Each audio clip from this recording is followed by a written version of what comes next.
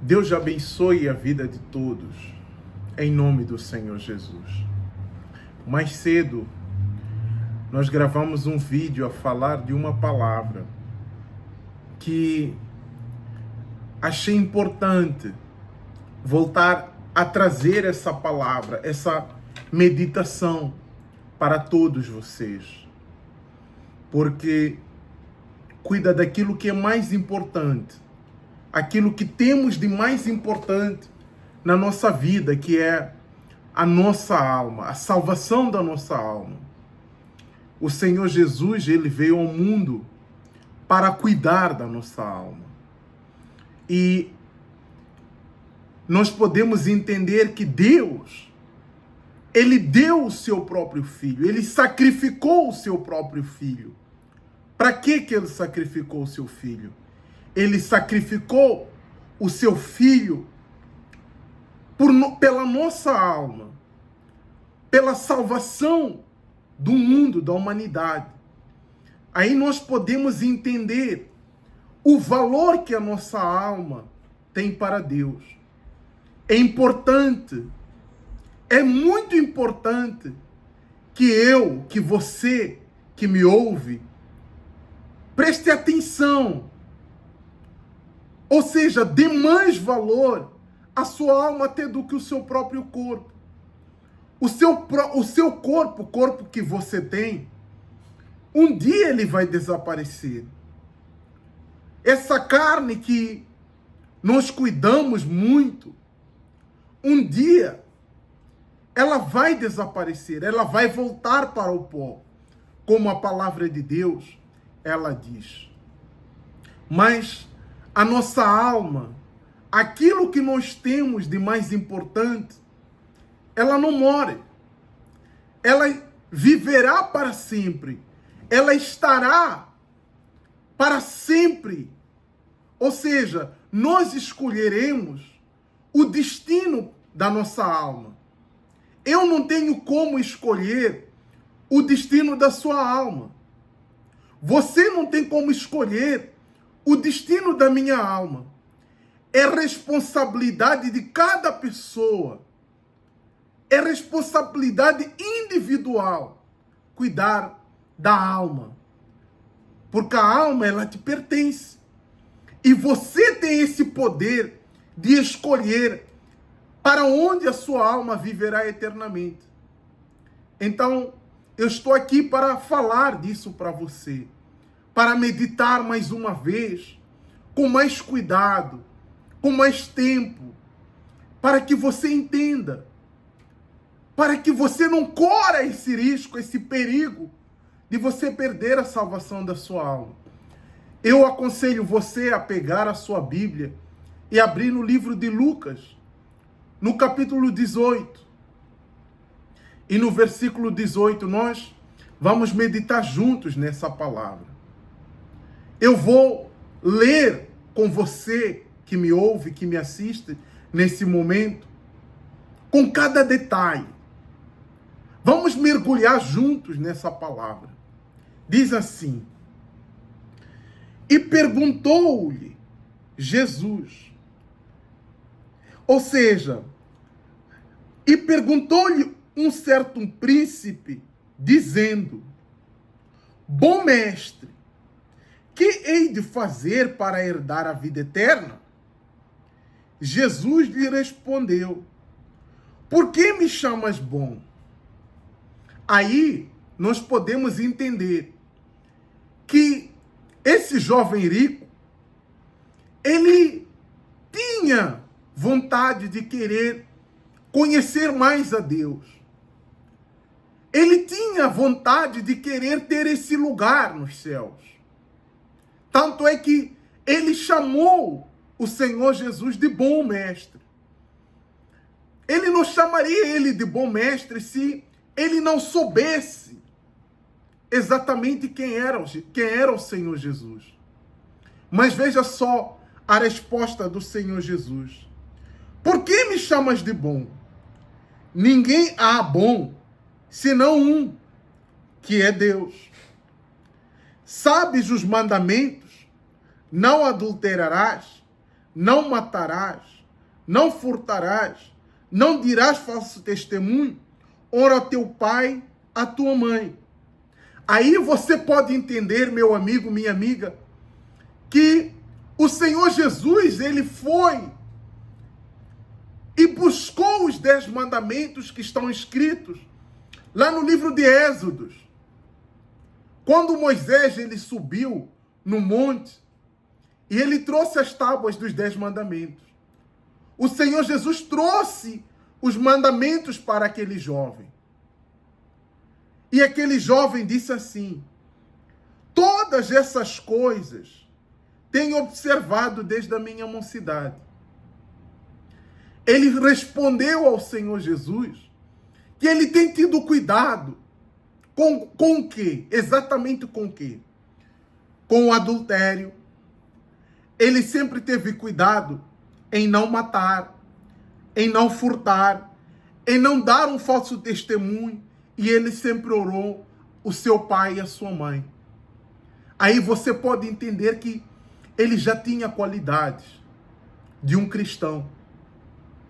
Talvez esse é o seu caso. Você cumpre muita coisa. Há muita coisa que a palavra de Deus, ela te ensina, ela nos ensina. Mas talvez você tenha cuidado de muita coisa. Mas, como sempre, o diabo é astuto. Ele nunca te faz enxergar o lugar onde você deve enxergar. Ele faz você olhar para tudo aquilo que você faz de bom, e ele te faz esquecer dos detalhes mais pequenos. Ele te faz esquecer dos detalhes mais pequenos. E o Senhor Jesus respondeu. Ou seja, a Bíblia diz assim no 22. E quando Jesus ouviu isto, disse: ainda te falta uma coisa. Aqui você pode entender que esse jovem rico, ele fazia muita coisa boa, muita coisa que levava ele a ter o cuidado com a salvação. Mas o Senhor Jesus, ele viu uma coisa, que faltava alguma coisa para que aquele jovem pudesse herdar a vida eterna. E a Bíblia diz assim: e ainda te falta uma coisa. Vende tudo quanto tens, reparta-o pelos pobres, e terás um tesouro no céu. Vem e segue-me. Aí você pode entender que o Senhor Jesus, ele sabia onde estava o coração do jovem rico. O coração do jovem rico não estava no adultério. O coração do jovem rico não estava no roubo. Claro que ele nem podia roubar, porque ele já era rico. E o coração do jovem rico não dava falso testemunho. Ele tinha qualidade, ele honrava o pai, ele honrava a sua mãe. Mas o coração dele estava nas riquezas. O coração dele estava nos bens materiais. Talvez você, meu amigo, minha amiga, esteja numa situação igual a desse jovem rico. Talvez o seu coração, ele não está no adultério. Talvez o seu coração, ele não está nos bens materiais. Mas talvez o seu coração está em alguém. Talvez você não consegue largar alguma coisa. Ou seja, você não consegue se abdicar de algo para seguir a Deus. Essa coisa que tem feito você, essa coisa que tem feito você negar a tua fé, que tem feito você ter medo, receio de servir a Deus, é exatamente isso. É exatamente essa coisa que te falta. É exatamente isso que você não imagina, que pode estar a comprometer, ou seja, que está comprometendo a salvação da sua alma. Por que você não larga isso? A Bíblia diz, o Senhor Jesus disse assim, reparta-o, olha só uma coisa, reparta-o aos pobres. Era para ele dividir com os pobres. O Senhor Jesus nem disse para ele entregar tudo. Era só para ele repartir com as outras pessoas. Mas ele não conseguiu. Ele não conseguiu. A Bíblia diz assim, e vendo Jesus que ele ficara muito triste, disse, quão difícil entrarão no reino de Deus os que têm riquezas. Quando o Senhor Jesus fala, quão difícil entrará no reino de Deus os que têm riquezas, ele fala exatamente do coração. Onde está o seu coração? Talvez a sua maior riqueza é o seu casamento.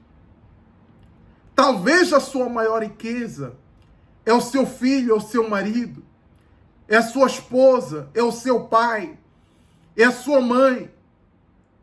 Talvez essa seja a sua maior riqueza. E essa maior riqueza que você carrega, ela te impede de largar tudo e seguir a Deus. E seguir a Jesus.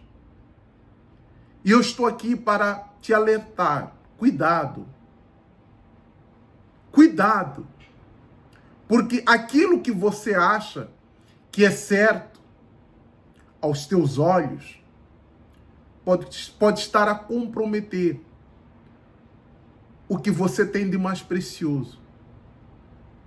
Aquilo que você acha que isso é certo aos teus olhos pode estar a te levar para o inferno. Cuidado com o seu coração. Cuidado para onde você coloca o seu coração. Não coloca. O teu trabalho não pode ser mais importante que Deus. O teu trabalho não pode ser mais importante que Deus.